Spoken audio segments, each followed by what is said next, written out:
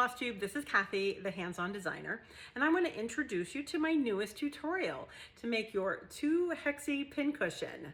I've got 2 different sizes, the larger pincushion made up of a ring of the smaller hexies, or we also call it English paper piecing, as well as a smaller pincushion, but with 1 larger hexie. I'll talk to you about both of the pincushions. And I did mention that this is also called English paper piecing. It's a pretty popular technique right now, and actually a technique that's been around for a long time. I just felt like incorporating cross stitch with this technique. So I'm going to show you how I put my hexies together. If English paper piecing is something that you already know how to do, you may have a slightly different way of putting your hexie together. And that's okay. If that's what you're comfortable doing, then I suggest that that's the technique that you use. You'll end up with the same result. Now, this particular tutorial is one that I've done before, where I will show you a picture and I'll walk you through all the steps. I don't have it available as a download or a PDF download, but you can, I would suggest maybe watching it one time first, gathering all your supplies, and then as you follow the tutorial, you can go frame by frame, following the directions, stopping the video, and then moving on to the next step. So I look forward to seeing your finishes.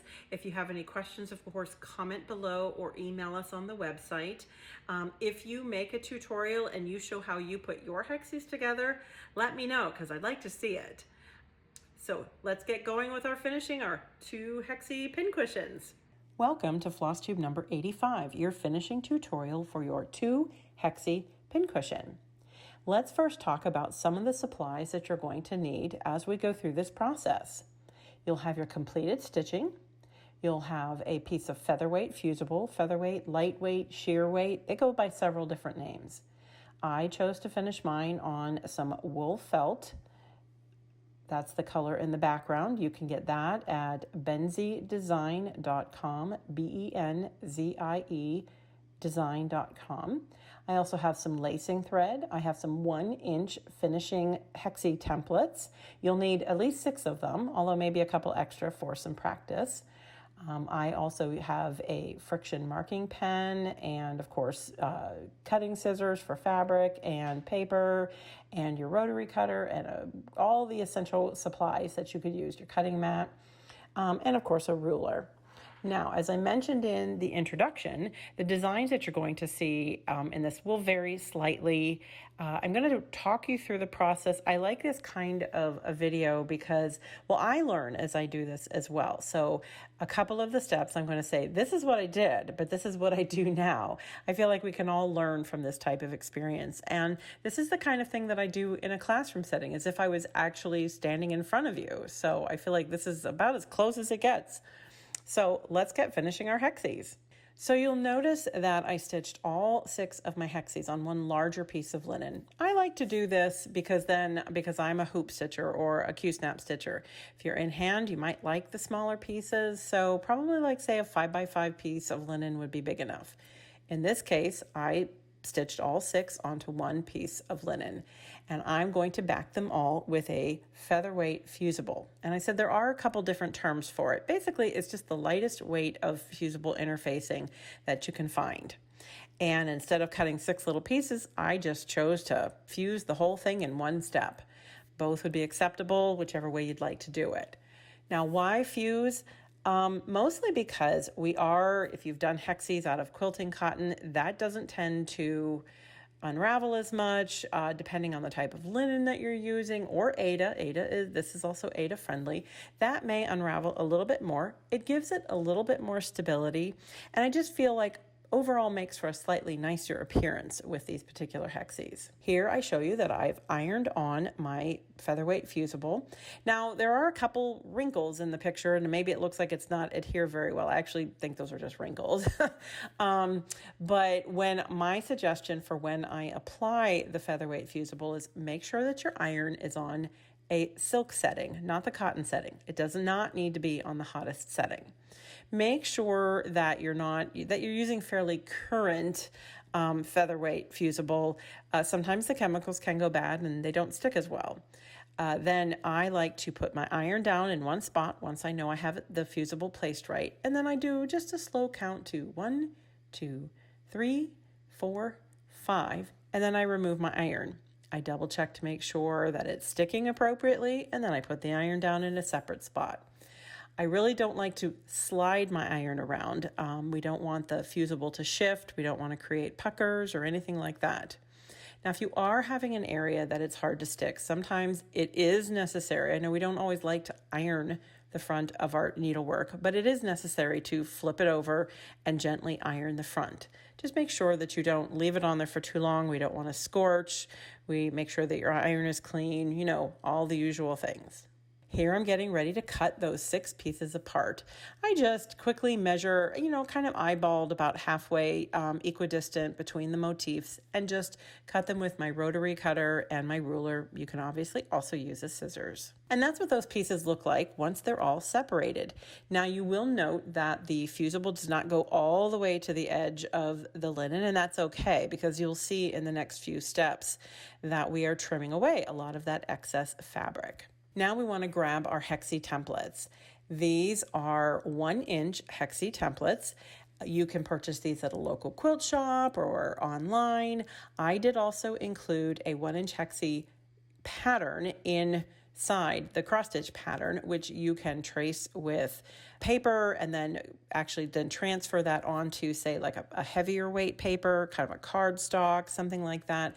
You're not going to want to use, say, something stiff like cardboard, but you're definitely going to want to use something a little bit stronger than just copy paper or something like that. We want it because we're going to be wrapping the edges of our linen, so we want to make sure that it's fairly stable, but we don't want it to buckle, but we also want to be able to manipulate it just a little bit. You will note that the cross-stitch design does go slightly off the edges of the hexie. That's okay, because I actually designed it that way. One of the other items that you're going to need is a little bit of Elmer's glue, just a glue stick. You can use the one that I have here, or if you want to raid your kid's stash and they have that purple glue stick, that's fine too. I use that quite a bit as well. It will dry clear, and well, quite frankly, we're not leaving the glue on long enough. The paper, we're not leaving the hexy template on long enough to let it dry. And you're just going to put a spot in the middle. We don't want too much because I don't want to leave a residue really on the back of my stitching. So once you just dab a spot right in the middle, you're going to put that back in place on the back of your stitching, hold it up to the light once again, make sure that you're still centered, and then we're going to trim the excess linen and fusible. I used my rotary cutter and a ruler, and I trimmed 1/2 inch from the hexie on all 6 sides. And that's what it looks like when I've cut out all 6 sides. Now we're ready to start folding or creasing or finger pressing the linen over the edge of the hexie template. I did start on the top edge. Mostly I like to start with, you'll notice that we'll be folding with the grain of the linen. We'll also be folding against the grain of the linen. It will be folding on the diagonal of the linen. So I just felt like starting with the grain of the linen was the best way to go. And I just finger pressed it between my thumb and my forefinger and gave it a nice crease. Now, if you were doing hexies with a cotton fabric, you might want to iron. It wouldn't necessarily give you a crease that would stay quite as well. So there are different ways. A lot of times when people do, when stitchers do making hexies with the cotton fabric, they might actually use a glue underneath the fold over. We're not going to do that here because, as I said, we're not going to be keeping that hexie template in there very long. And this is what it looks like on the back when you've given that a nice crisp finger press. We're going to continue to fold as we go, work our way around the hexie template. And make sure by giving it a nice crisp finger press and making sure that your corners have good points on them, this will end up giving you a nicer finish overall. And you can see what the back looks like as I work my way around. You can see all the folds as I fold it over all kind of run in the same direction. Now when you get to the last fold, when you fold that over, you'll want to take one of your edges and kind of switch the direction of the fold in the corner so that it creates one continuous circle direction of folds on the back. Just like that. Now we're ready to tack those folds into place. So I laced up with some lacing thread. I put a knot in the end, just one single strand. Now for lacing thread, I like to use an upholstery weight thread. You can get that at your big box craft stores. And I keep plenty on hand. This is what I lace my, any kind of finishing where I have to do lacing. This is the thread that I use. Now here I'm using a fairly neutral color. This isn't going to show, so, and you've gone through different layers, so it really doesn't matter what color thread you use. I keep anything on hand from tans to golds to greens. You know, as I said, with most lacing, it doesn't show, so you're okay there. And this is a sharp embroidery type needle. You can also use any of your quilting needles or your chenille needles. And again, make a knot on the end. And you can see I ran my needle through, I started at a corner, about 1/8 of an inch in from the corner, and I just did a little tacking stitch from selvage edge to selvage edge on the two sides. Once I take that first stitch and I pull the thread all the way through so that the knot is secure next to the linen, I'm going to take another tacking stitch just about halfway down through the selvage on that same corner. Then I move on to the next corner. I didn't start and stop. I actually just dragged my thread next to the next corner. I know this could be a little uncomfortable at first. We're not used to letting our thread travel that far. And also you want to be sure that you pull it enough so that it lays nice and flat, but not so much that it distorts the hexagon. You want to make sure that it lays flat. This is also why it's important to have your hexagon be on a cardstock or something a little bit stiffer. So when you're done, you've worked your way around all 6 corners. I actually did my 2 tacking stitches in that last corner, and then I ran my needle through the selvage and I trimmed it right there. I didn't even make a knot. It will hold in place. Now we're ready to take our hexie templates out. I actually did these because we're going to do 6 in all. I did 1 at a time. I didn't do them assembly line style. You probably could. I don't think it'll hurt much, but I wanted to make sure that the glue didn't dry. At this point, I was fairly new to this technique, using it with linen or with cross stitching. So I really wanted to take care that I didn't mess up my cross stitch. So you can see I actually grabbed the hexie template with the needle. I kind of ran the needle through, opening up a hole, and then I used the tip of some needle nose pliers to kind of work my way under the template, but without destroying the fusible and the cross stitch, and kind of let the tips of the needle nose tuck under that opening that I made, and I just lifted the template right out. And there's what all 6 of my hexies look like. And I've placed them in the order that I'm going to want to assemble them in my hexie circle. I'm going to start by attaching 2 of my hexies. I'll hold them right sides together, and you can see the edge that we're going to be ladder stitching to make that complete circle. I threaded up with, again, more lacing thread, 1 strand, and I put a knot at the end. Now, how I started is I actually ran my needle through the selvage on the back and brought the needle out at the corner. So my knot was secured on the back side of one of my hexies. Then for my first stitch, I always like to go through both corners of the front and the back, in this case, hexie, just to really make sure that my corners are nice and secure. And you can see I just kind of grabbed it on the very, very edge, and I grabbed 1 linen thread and pulled my needle all the way through. And then I continued to ladder stitch my way across. Here you can see I'm doing my ladder stitch across the 2 hexies. So we're going to go across that flat 1-inch section, and I'll knot at the other end. Some people prefer to do a whip stitch, and some people prefer to do a ladder stitch. I like doing a ladder stitch, working side by side back to the other side. And that's what it looks like when you've completed your ladder stitch. So let's review. I started with anchoring my needle and my knot on the back side in the selvage of one of the hexies. Then I went through both hexies at the very edge or very corner, just through one of the linen threads to secure them. Then I did a ladder stitch across to the following corner, and then I actually did make a securing knot on that side as well. and I ran the needle back through some of the selvage just to take it away from the knot because I don't like to cut next to the knot, and I trimmed the thread. Now I'm ready to continue to work my way around the wreath, and I do that by just keep adding on. We put right sides together and I add the next hexie. Now with a pattern like this or a design like this where I kind of have similar hexies, I do make sure I go back often and make sure I've still got my hexies in the right order. And there you go. All 6 hexies are together. I just have one final side to put together. And here they are all together. I have cut a piece of wool felt, approximately 8 by 8, and I'm centering my hexie ring onto the wool felt. And we're going to applique stitch the hexie ring onto the wool felt. Now at this point, I do not have any batting or anything else behind there. I'm putting it straight onto the wool felt. So I'm going to pin the hexie ring in place so it doesn't shift or move. And I'm going to start with a small applique stitch on the inner ring of the hexie. I like doing that. So if I did the outer ring, and the wool felt can kind of grow as you handle it, you're going to hand hold this. I just want to make sure that the hexie ring is going to lay nice and flat on the wool felt. So that's why we start on the center. So I'll pin the hexie ring in place, and then I'm going to lace up with, you can use lacing thread here, or you can use floss or sewing thread. If I was using floss or sewing thread, personally, I still would probably only do 1 strand, but you can do 2. And I'm going to choose a color that closely matches the linen color.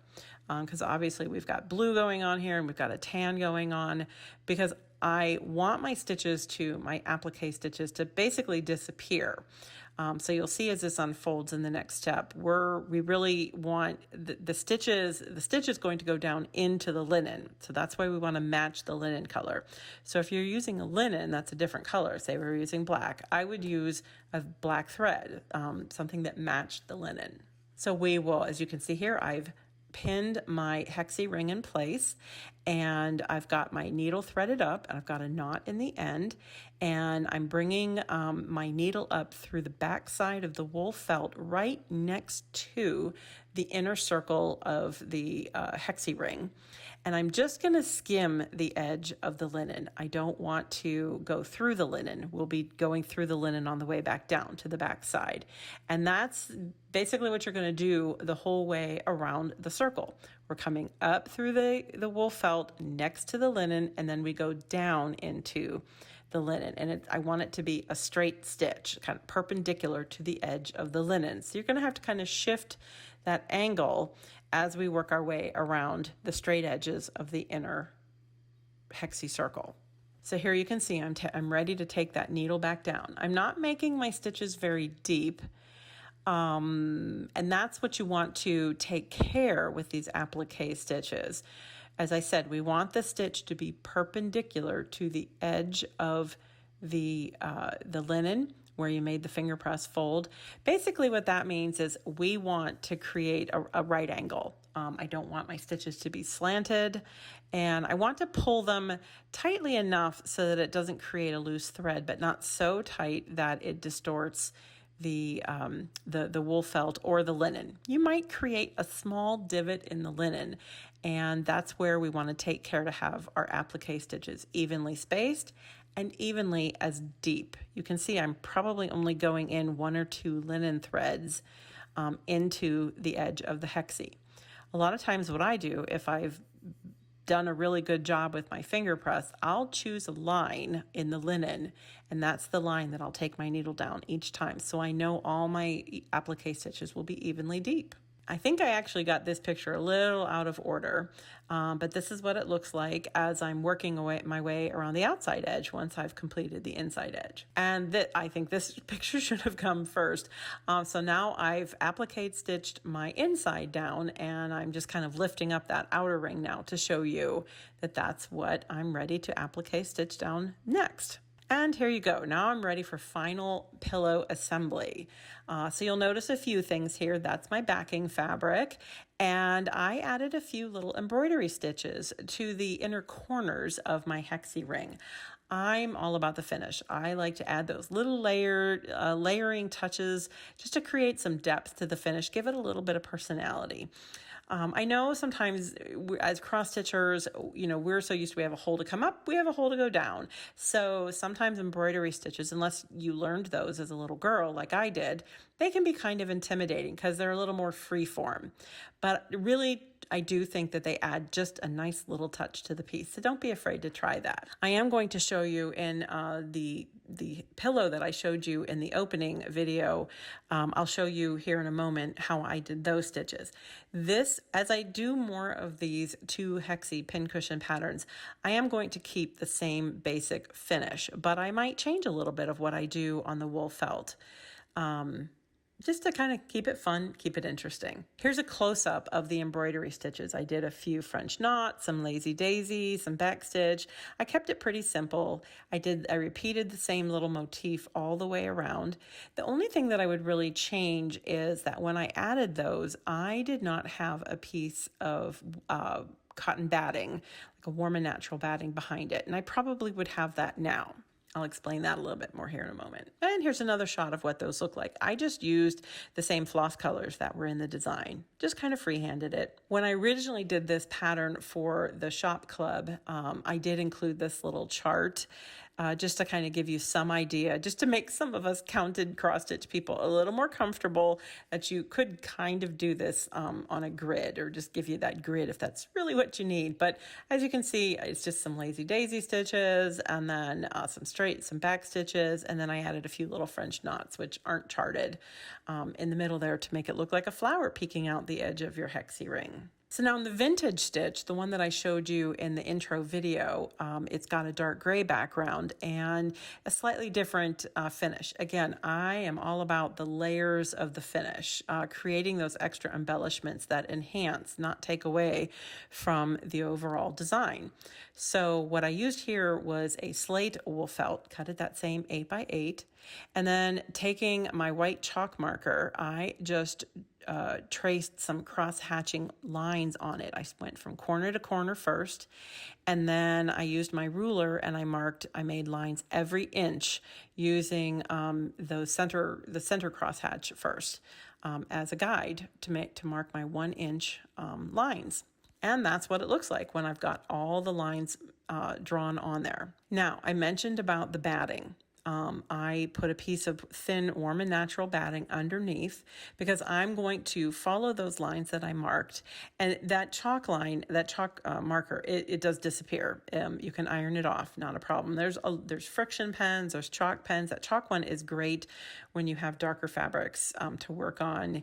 And that's definitely something that you can pick up at your local quilt shop or order online. It's a great little tool to have in your arsenal.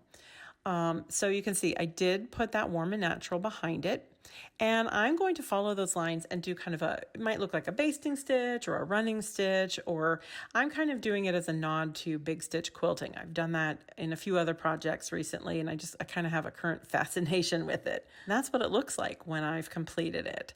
I used 2 strands here, and this was one of the colors that was in the design, and I just followed my lines. Now, you can see how I kind of traveled from line to line on the edge. That'll all get cut away or it'll be hidden in the selvage, so I'm not worried about that.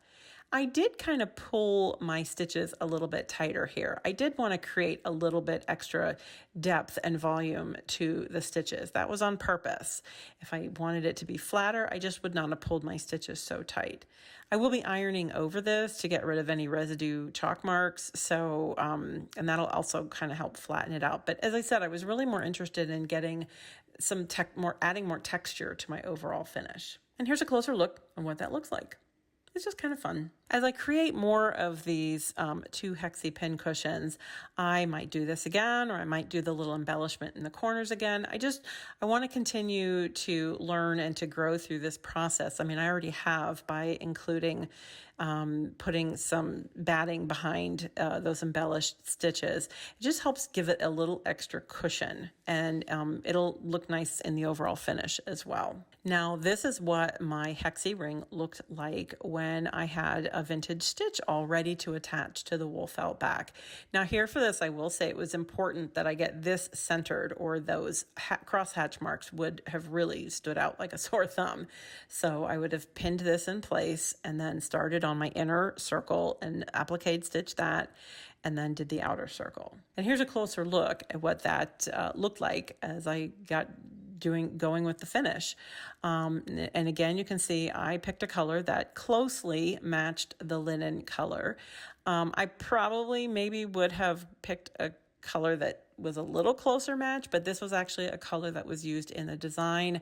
And I think this is interesting because then you can see the consistency of my applique stitches, the depth and the width of them. Looks like I'm getting about 7 stitches per side. So if you have a fairly consistent stitch count, then you know you're getting them fairly evenly spaced. Now you will notice I did not actually go into the corner. I went right up next to the corner. You can see my little stitches there. I have found over the years of doing different applique pieces like this, if you go into the corner, that actually really does create a divot and kind of takes away from the crispness of your corners. So that's why I don't go into the corner. Just a little side note there. All right, let's jump back to the original design because we are ready to make this into a pillow. So I trimmed my wool felt down to approximately 1 inch from the Hexies. You can see that with the ruler there. And I used my rotary cutter to cut a nice straight edge. And here's just another example of how I'm using a previously cut edge and the distance from the Hexie to give you a nice square cut. You want to make sure that your wool felt is cut square because then you get a nice square pillow. Now this is the back of what my wool felt looks like. You can see where I added my Hexie ring and of course those other little embroidery stitches. Now this is definitely something I'm going to say from here on out. I have a few things like this is what I've done, but this is what I would do now. When I was finishing the vintage stitch, I was kind of a little in a hurry, so I didn't take pictures as I went along. So we're going to use these pictures, but I'm going to talk to you a little bit about what I would do differently now. Before I added the little embellished corners on this one, I would now place a piece of batting back there. It just helps to cushion your stitches a little bit. If you have knots, it helps cushion the knots. Those won't show, those won't poke up on the front if you have a really large, aggressive knot. Can a knot be aggressive? Apparently it can. So I would definitely put a piece of just like a thin batting. I like to use a Warm and Natural. I would layer that behind there. And then would also keep your pillow front nice and smooth as well. It's really not going to add to the bulk being so thin. And then I've cut a piece of the cotton fabric. You can see that behind. And here I've got them right sides together because I'm getting ready to finish my pillow. Here's another thing that I would do now. This particular cotton fabric, there are all different qualities of quilting cottons. Some are better than others. This particular fabric, I was really searching for the perfect fabric, and I liked this fabric for this finish. Now, it's not as high a quality as the cottons mostly that I'm used to working with. So what I would do now is if I'm going to use and you'll see it in the next picture, really, where you can really see the weave of the cotton, the quilting cotton, I would also line that with the featherweight or sheer weight fusible. It will just help keep it a little more solid. And you'll see here in the next couple steps why I would use that now. So what I did is I had those right sides together and I sewed 1/4 inch all the way around on the wool felt side. So I used my 1/4 inch presser foot and I sewed all 4 sides. So that does not leave us an opening to turn. So we have to create one through the back. So I lifted the back cotton up and I snipped right through the center with my scissors. And here you can definitely tell that this particular cotton, it's a looser weave. So I think it definitely would benefit from a little bit of fusible on the back. Then I slid my scissors into that hole that I created. And I just opened that, enlarged that opening a little bit because that's where I'm going to turn. And I trimmed my corners and I turned it. I kind of poked out my corners and I'm stuffing with wool roving. I really tend to prefer wool roving. It just gives you a nice corner. It fills out the corners well and it's nice and compact. It gives you a firm finish. I think it's also better for a pin cushion if you really truly are going to use it as a pin cushion. My pillows do travel a lot for trunk shows and displays and whatnot, and they all pretty well keep their shape through all of that. So if you are allergic to wool or you can't use wool, then I would also suggest a cotton stuffing, a cotton fiber fill. That can be gotten through, online and from your local quilt shop. All right, so we're going to talk about a couple things here. Why did I finish my pillow in this manner? Because I've mentioned a few times with wool felt that it can grow a little bit. It's a non-woven fabric. So if we did the typical pillow finish where we sew completely on 3 sides, then leave an opening on that 4th side, as we trimmed and turned our pillow, it would cause a little stress on that opening seam. And that's most likely, if our wool felt is going to grow at all, that's where it'll grow. So then it's going to be a little more difficult to get a nice, clean, blind stitched or slip stitched opening closed when you're done stuffing your pillow. I've learned that a little bit with experience. This has been my experience with both wool felt and, say, velvet, anything like that can grow. The fabric can stretch a little bit. When I'm saying growing, I'm saying it's going to stretch because there's a little bit of pressure on it or some stress on it because it's at the end of a seam or something like that. So that's why I like to do this. Plus, it just gives you a nice crisp corners and just nice crisp edges all the way around. But it leaves you with this back opening. So now we need to close that. And again, this is definitely where I would find it better, more help to have lined the back of this cotton with just a lightweight fusible. Because I like to stuff my pillows and pin cushions pretty tight, so it's nice and solid. So what has happened as I have pushed the wool felt in there, the roving, it's kind of enlarged that opening a little bit. It's frayed the edges, it's kind of frayed the ends of it. So it's going to make it a little messier when I go to close it. If I had the fusible underneath it, it would make those edges a little bit cleaner. And this part of it just a little bit easier to do. But we're going to make it work, no problem.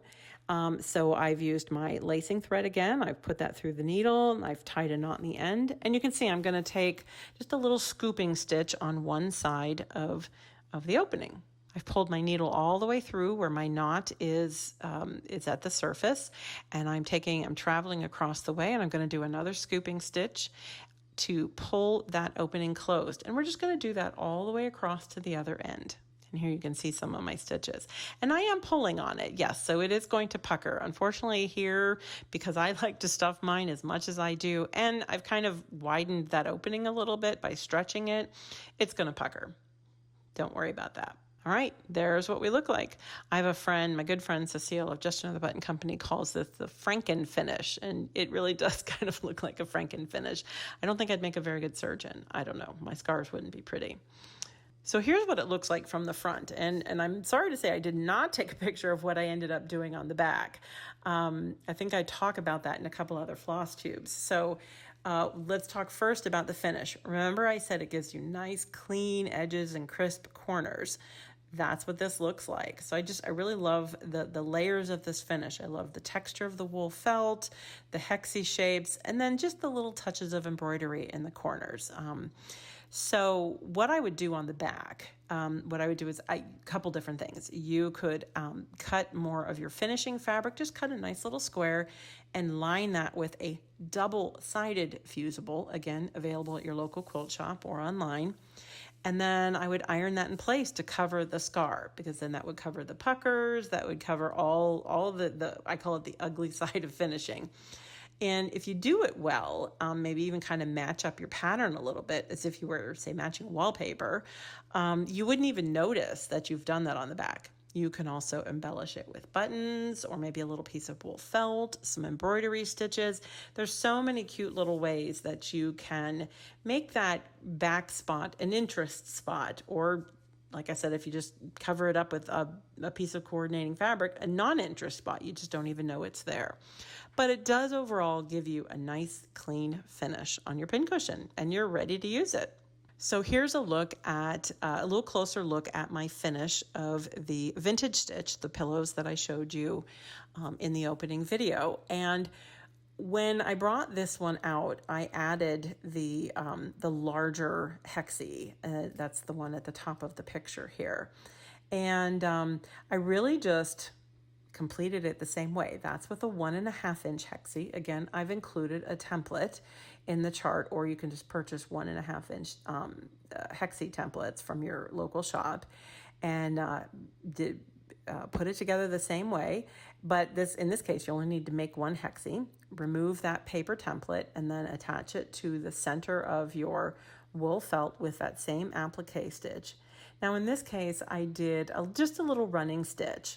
So you'll notice on the larger pillow, I used a contrasting thread for the running stitches. For the small one, I really wanted the focus to be on the hexie and not necessarily the surrounding pattern. So I kept it a similar color thread on the on the wool felt. I wanted the little tufts to be the thing that gave it the dimension. And then I finished it just the exact same way as I did the larger one, and sewed around all 4 edges. And so I thought this might be able to give you a taste of doing a hexie without maybe if all of the hexies together are intimidating. And it's a fun design as well. You could actually finish it a number of different ways. You could put it in a little hoop. You could flat finish it. You could make it a circle. There's all kinds of fun things that you can do with it. I just like to give options in my patterns, and of course showcase the pins from my friends at Just Another Button Company.